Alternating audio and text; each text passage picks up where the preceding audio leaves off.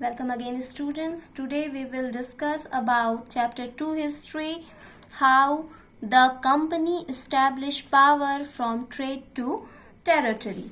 Previously we have already seen that how Britishers invading into India, and when the first they came, they have only a sole purpose, which was trade. So in this chapter we have studied that how they move from trade to territory. So now they started taking much interest into internal affairs of India, which was more than a trade. Okay, why? Because they just want benefit, to get a benefit more and more from India, so that they earn profit in Britain. They just want to get benefited the factories of Britain. So they start taking interest in internal affair, which was only for their own interest, and which led India into a famous battle of Plassey, which was a turning point of which was a turning point of Indian modern history. अब क्या था कि प्लासी के battle के बाद Indian history पूरी तरह से चेंज हो जाती है. जस्ट लाइक इंडिया जो थी वो पहले प्रीवियसली किस नाम से जानी जाती थी? सोने की चिड़िया.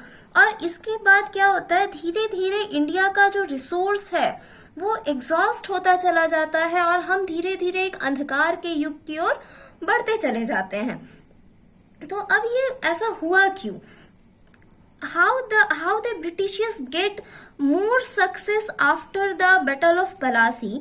अब इसको इस तरह से समझते हैं कि if we have done some work, हम कोई काम करते हैं तो क्या होता है, जब हमें फर्स्ट टाइम में या एक दो बार कोशिश करने पर सक्सेस मिल जाती है, देन हम क्या होते हैं, हम इनकरेज हो जाते हैं. सो दैट प्लासी के बैटल को जीतने के बाद वही इनकरेजमेंट ब्रिटिश गवर्नमेंट को मिली, it means British East India company को मिली, और जिसकी वजह से उनका जो स्ट्रॉन्ग होल्ड था,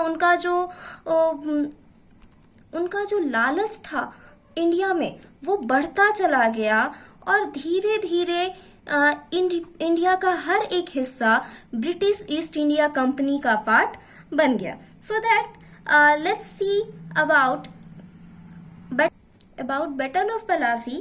So let's see how it started. So let's begin it. हमने previous video में देखा कि when the company arrived in Kolkata, Bengal के जो नवाब थे वो कौन थे? मुर्शिद कुली खान. अब ये मुर्शिद कुली खान के दो सक्सेसर थे, दो बेटे थे. वो वाज अलवर्दी खान एंड सिराजुद्दौला. अब अलवर्दी खान क्या हुआ कि जो मुर्शिद कुली खान थे, उनके मरने के बाद अलवर्दी खान बंगाल के नवाब बने, और उनकी डेथ के बाद, after the death of Alivardi Khan, Sirajuddaulah came on a throne of Bengal.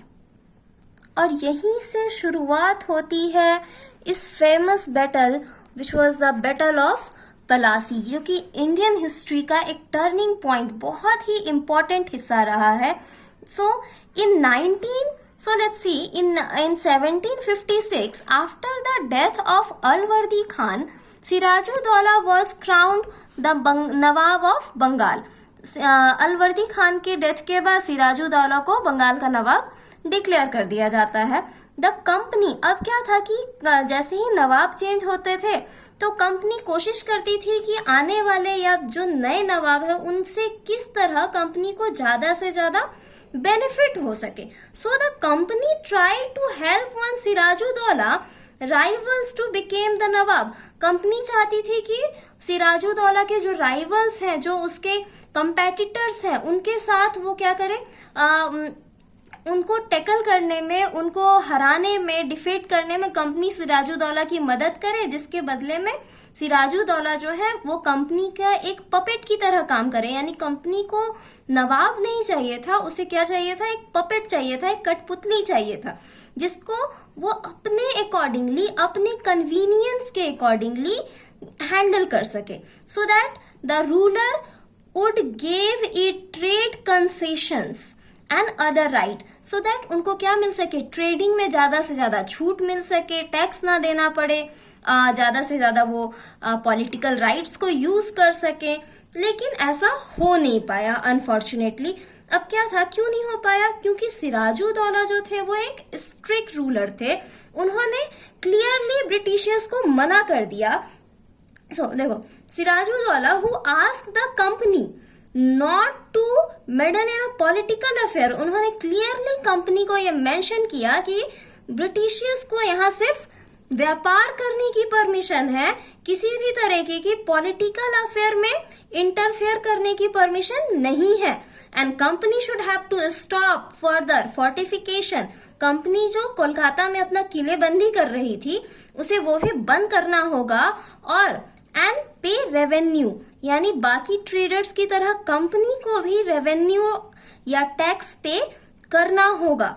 अब इन सब चीजों को लेकर कंपनी और सिराजुद्दौला के बीच काफी सारी कॉन्फ्लिक्ट्स आती रहीं और काफी सारे नेगोशिएशन करने की कोशिश की गई। नेगोशिएशन इट मीन्स एक मध्यस्थता या फिर वार्ता करने की कोशिश की गई, बातचीत करने की कोशिश की गई, और ये कई बार कोशिश हुई, लेकिन किसी भी तरह का नेगोशिएशन जो था कंपनी और नवाब के बीच सक्सेस नहीं हो पाया। The negotiation between company and Nawab failed. अब क्या था, क्योंकि नवाब तो नवाब थे तो उनको अपनी पावर दिखानी थी, और कंपनी उनकी बात सुन नहीं रही थी, ना वो कंपनी की बात मानने को तैयार थे, ना कंपनी उनकी बात मानने को तैयार थी। सो दैट नवाब अपनी पावर को दिखाने के लिए उन्होंने क्या किया, नवाब मार्च विद 30,000 सोल्जर्स, उन्होंने मार्च यानी अपनी 30,000 सेना की जो टुकड़ी थी उसको लेकर वो मार्च करते हैं and capture the factory of Kasimbazar. Qasim बाजार में जो ब्रिटिशर्स की फैक्ट्री थी उसको कैप्चर कर लेते हैं, and with in a few kilometre, जो कि कहाँ पे थी, मुर्शिदाबाद में कुछ किलोमीटर में फैली हुई थी। एंड वहां पे जितने भी ब्रिटिश ऑफिशियल्स थे उनको वो इम्प्रिजन करते हैं, कैदी बना लेते हैं। And he imprison company officials, lock the warehouse, उनके स्टोर हाउस को लॉक कर दिया जाता है कि अब यहाँ पे कोई काम वाम नहीं होगा, सब कुछ बंद करा दिया जाता है।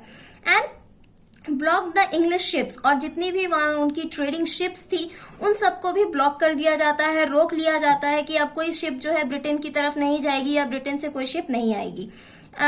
And then he march to the Calcutta. अब वो वहां से सक्सेस के बाद वो कलकत्ता की तरफ चल पड़ते हैं, जहां पे उनका फोर्ट तैयार किया जा रहा था, यानी जहां पे किलेबंदी की जा रही थी, और उसको कंट्रोल करने के लिए वो वहां से चलते हैं। अब क्या था, अब क्योंकि नवाब ने इस तरह का सडन एक्शन लिया तो कंपनी चुप बैठने वालों में से तो थी नहीं, तो कंपनी क्या करती, कंपनी के ऑफिशियल्स जो थे वो सिर्फ और सिर्फ कलकत्ता में नहीं थे, वो मद्रास में भी थे। तो अब क्या हुआ कि सपोज दैट अब वो मद्रास में यहाँ बैठे हुए थे, तो अब क्या हुआ, उनको यहाँ से खबर तो मिल गई कलकत्ता से कि नवाब ने क्या किया।